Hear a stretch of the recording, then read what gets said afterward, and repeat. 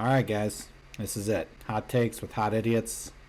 We've reached the end of a very long road of our first season. Looking back at the journey, here's what we've accomplished. We've got Lucas on top, and we have Ethan at the very bottom. 74 wins, 124 losses. But hey, that's 74 wins for Ethan on this long journey. I wanted to highlight this very end rush here that we had, fighting for that very final playoff spot. Chris versus Aaron. It was a pretty awesome matchup. I feel bad because Chris beat me 6-3, but in the very last night, Aaron got that 5-5 draw, which was just enough to make him enter the 6th spot in the final standings. Aaron finishes at 92 wins, 103 losses, and 15 draws, to Chris's 92 wins, 107 losses, and 11 draws. I feel really bad for Chris. He ends the season on a win. He's tied for just as many wins as Aaron, and he's kicked out. So, fun little finish there between them. Yeah, let's look at the final baseball cards. You know, everyone gets one final look at how they stacked up against their other players based on my opinion. Of course, the most important opinion, way more important than Yahoo. All right, so before I reveal 10th place, I just wanted to give you guys some fun stats about these cards. And maybe that'll help you guess at who's going to be next in this ranking here. All right, so only 4 teams had 100 wins in the win category. Art, Andrew, and Lucas. The top 6 home run teams are all in the playoffs, except for Chris and Art.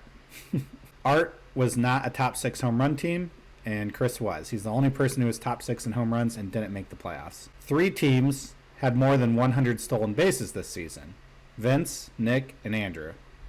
Vince was number 1 by a mile, and that did not help him get into the playoffs. Unfortunately, stolen base is a silo, right? Like a home run, that's going to help you in RBI and runs. A stolen base, that only helps you in stolen base. Out of the 6 batting average teams, only 3 made it into the playoffs. So I feel like this kind of highlights that batting average is not as important as some of the other stats here. Those 3 teams that made it into the playoffs and were also top 6 in batting average are Lucas, Scott, and Art. Art is 7th or worse in 5 categories. So, like, if you stack all of us up and how we rank in each category, he is 7th or worse in 5 of them. Runs, home runs, RBIs, which, again, that all feeds into home runs, ERA, and WHIP. I was kind of surprised to see he's so low in ERA and WHIP, but there it is. He's 9th and 10th. All right, our first baseball card. Ethan's 4 Bs. He's 10th overall, 10th in batting, and 9th in pitching. Ethan has just had a terrible season. I know he probably feels bad because he didn't actually get to draft his team. It was an auto draft. I also will say, this is Andrew's personal opinion here, right? I think that Ethan let off the gas around week 15. Week 15 was, if you look at his history, and that was the 3rd time we did baseball cards, he was actually 8th overall. He was still, pushing for that. I think he finally gave up on Vince actually having a brisket party, and Ethan has just really been checked out. He was here for the brisket. He made that very clear. He never got the brisket party, and, he kind of just burnt out. Looking at his team, I guess his strength are his batting average and WHIP. 4th in batting average, 5th in WHIP. Those are his 2 best stats.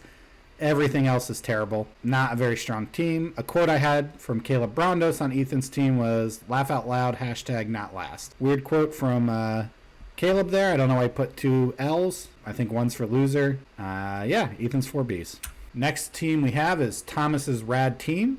It got a new manager midway through the season, an interim manager, if you will. 9th overall, 4th in batting, 10th in pitching. Thomas poorly managed this team. It really was, he couldn't figure out pitching. He had strong batting. He just had really good batters. This was always a good batting team, and it needed to figure out pitching. Caleb did actively manage this team, but the pitching got way worse somehow. I mean, Caleb is dead last in pitching, and it's not super close. 9th in wins, 9th in saves, 10th in strikeouts, 8th in ERA, 9th in WHIP. If you look at the history of this team, it's always been a 9th overall team as far as these rankings go. Week 2, week 7, week 15, and this week, of course, 21, always in ninth place. The quote I have from this team is from Thomas Peterson, actually. He said, Caleb helped this 10th place team reach its ninth place potential. I will agree with that quote that Caleb's team record-wise was dead last. Caleb worked really hard, finished in the standings. Let me look here. He worked with what he had. He took over a team that was just in complete disarray and managed it up a few spots. I can't be mad at that. Next team, the Great Hambinos. Early in the post-draft, week one, I thought Vince would for sure be in the playoffs. He knew exactly what he was doing. He's played it before. He knows baseball. I thought Vince was a shoo-in to be a huge competitor in this league. Now the season that it's in, 8th overall, 9th in batting, 8th in pitching. Not a great team. If you look at the history, he started 5th, then went down to 8th, then to 10th, and then kind of bounced up to 8th here at the end. Just not a great team. Strengths for Vince's team: stolen bases, wins, saves, and strikeouts. He streamed a lot of pitchers, it seemed like, or a decent amount, so he'd always be good at wins. He had good saves, good strikeouts. That kind of goes hand in hand with wins. So the quote I put for this one is for me down to 8. In a way, this is just a worse version of my team. My team, second place in stolen bases. I also get lots of wins and strikeouts and saves. That's kind of the strength of my team as well. Weakness is kind of all of batting for him. I think that's the difference between our teams. He just never got batting figured out. 10th in runs, home runs 9th, runs batted in 9th, batting average 9th. He would probably be the worst team in batting had he not had first place in stolen bases. Pretty weak team. Couldn't ever figure out batting. Too many injuries, whatever excuses you want to give, he's out of it. Now, 7th overall, you might be surprised to see the Shane Victorinos. You might be saying, Andrew, he made the 6th spot. He's in the playoffs. Okay, this isn't reflecting records. This is more of a look at all your combined stats. This is more of like how you'd be stacking up in a roto league. Aaron's 7th across the board. 7th overall, 7th in batting, 7th in pitching. If you look at his history, because this is the 4th baseball card, look at each team I've done. Week 2, 7, 15th, and 21. He's 7th place in all of them. He is solidly in 7th place. That's just Aaron's team. Aaron, I wanted to use a quote from Aaron for his team. I put this team on my back and it literally broke my back. I had surgery and I'm stronger than ever now. I have a robot back. I cannot be stopped. Aaron Harder. Team strengths: runs, RBIs, ERA, and WHIP. It's weird to be so good at runs and so good at RBI. 4th place overall in both. But he's 6th in home runs. That's kind of a weird combination. I guess he just has a lot of players that get on base. Team weakness: saves, stolen bases, average, and strikeouts. All weak points for Aaron. In 6th place, you guys might be surprised to see Pine Riders. I said it before in previous episodes. I think Art is letting off the gas. His team's falling apart. He's weak. He's ready to be pounced on. And I think he loses the first round in the playoffs. I don't want to come too hard at him. I'm just looking at what I see. I highlighted early on that in 5 categories, he's 7th place or last. His strengths: wins, saves, strikeouts, and averages, which is good. His weakness is everything else. Looking at the history, his team was 3rd, 2nd, 5th, and then 6th. So, like I said, you can see that sharp decline, kind of falling apart slowly. The quote I have here is from Vince. My dad has fallen apart. His team won't make it past the first round of the playoffs. That's coming from the Sun. So, we'll see what happens. I thought Art has a well-managed team. My fear would be he's just been letting off the gas because he didn't need to pay too much attention. Now that we're in the playoffs, you start making moves that make us look like fools. I think the problem is, when you're 8th in runs and home runs and 7th in RBIs, it can be pretty hard to win some of these categories. We'll see what he can do. Next, we have Pete Rose Arbiter, the man who missed the playoffs. And you might be surprised to see him this high, but he's 5th overall, 5th in batting, 5th in pitches. Very well-rounded. I would say, how can you say anything else other than middle-of-the-road team? Slightly better than middle-of-the-road. 5th is better than 6th, right? So it's a good team. I feel really bad that he missed the playoffs. It was so close. His strengths are saves and his average. His weakness are stolen bases and strikeouts. So I harped on this, and I harped on this, and I harped on this for his team. He needs to stream pitchers. If he streams pitchers, this would have been a playoff team. And I think he started to later in the game, or later in the season. He rallied a little bit, but just not soon enough. And this team swing and a miss for the playoffs. The quote, another one from Aaron Harder here. No one wanted to see Chris's average-ass team enjoy the Vikings sucka.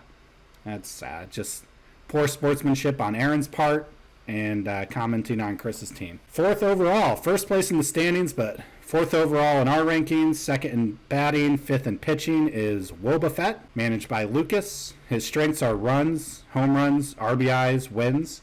His weaknesses are stolen base and whip. I did notice early on in the year, it felt like whatever your ERA is, your whip's probably pretty close. For example, if I'm third place in ERA, I'm probably also third place in whip, but they've slowly, throughout the course of the entire season, have started to spread apart a little bit. So you can see Lucas is fifth in ERA, but he's seventh in whip. Really good batting team. I thought it looked pretty good early on in the year, but just Aaron Judge is a cheat code for this league and for all leagues, I'm assuming. And it makes Lucas's team look pretty good. First in runs, first in home runs, first in runs batted in. Pretty solid team. The quote we got here was from Art. He said, "Imagine if this dude had put any effort into prepping for the draft. Rest in peace." Art taking a little shot there, saying that Lucas isn't going to win this, and ultimately because he didn't do enough draft prep. Next, third overall, we have Black Sox Innocent. Third overall, third in batting, second in pitching. So this is a really strong team. This would be my, I guess you could call it a dark horse pick to win the entire thing. Nick's team's incredibly good at batting and pitching, hard to stop. His only weaknesses are saves and average. He's pretty much good at everything else. Surprising quote we got here was from Ethan Bassett. He said, "Nick is just as guilty as the Black Sox in cheating. Just follow all the proof." I had to make a comment as a commissioner that we have no proof of cheating or evidence of innocence at this time. Great team. I thought very poorly of this team post-draft. Nick's just been a workhorse. He's managed this team really well, and I fear it the most out of all the teams in the playoffs. Second overall, the Lanky Bird Club. Sorry, let me say that again. Second overall, the Lanky Bird Ball Club. Sixth in batting, pretty terrible. First in pitching overall, and that is how I built my team. When I saw all the draft articles and stuff, everyone's saying draft batting. I was like, okay, everyone's going to draft batting. I want to zig where everyone else zags. I'm going to go all in on pitching. And I was worried about it early in the year, but I do think I accomplished it.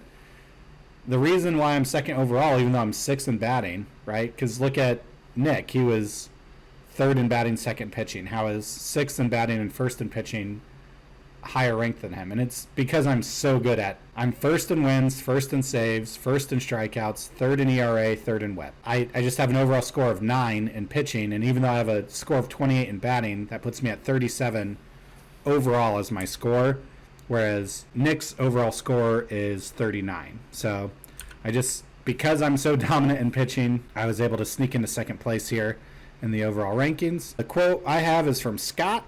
He said, "There's not a single person in this league who thinks Andrew has a shot at winning it all. He might as well be last." That is hurtful. Yeah, it's a slow start. I don't know if you guys remember early on in the season, I was dead last and getting roasted pretty hard. I did not make it to first, but I have worked my way up here. Still 10th in batting average. I never got that to 9th. That was a season goal I failed on. And of course, first overall, the Butthole Showers. First in batting, third in pitching. If you look at the history for these baseball cards, week 2, 7, 15, and now 21, he has been first place across the board. It is frustrating, but he is our crowning champion. He's looking really good going into the playoffs. He gets a bye week. So I don't know what there is to say about his team. The only category that he looks bad in, 8th overall in wins, 6th overall in saves, first or second in pretty much everything else other than stolen bases. Yeah, really, really good team. I have a quote here from Chris Altina. It says, "Life just works out that way sometimes. I have the bigger dick, and I guess he's better at fantasy baseball." So there you have it. I wanted to take a quick preview at a couple of the matchups for the playoffs now. We have myself versus Aaron, week 1. It says 6-2 up here. This is just a screenshot from the first night when I was putting this together. And I wanted to kind of highlight what I just went over with the baseball cards, strength and weaknesses. So for strength, I'm pretty good at all pitching. Aaron's really good at ERA and whip. And I expect him to end up winning that. So I would put the pitching at 3-2, my favor. He is weak at stolen bases, and that's one of my team's strengths, so I assume I'll win stolen bases. So right there, that's 5 categories for me. So now I just need to win home runs, which I have a strength as and my team has home runs, and it's not really a weakness for Aaron's team, but it's not a strength either. He was in the middle of the road there. So I think this match really comes down to home runs when I'm looking at it. I assume I'm going to lose average, RBI, WHIP, and ERA to Aaron, so that's 4 for him. And so that's the breakdown. I think I end up winning this 6-4, and I think home runs were the deciding factor. Next, we have Art versus Nick. I kind of covered this already. I think Nick's one of the strongest team, and I think Art has a lot of weaknesses to his team.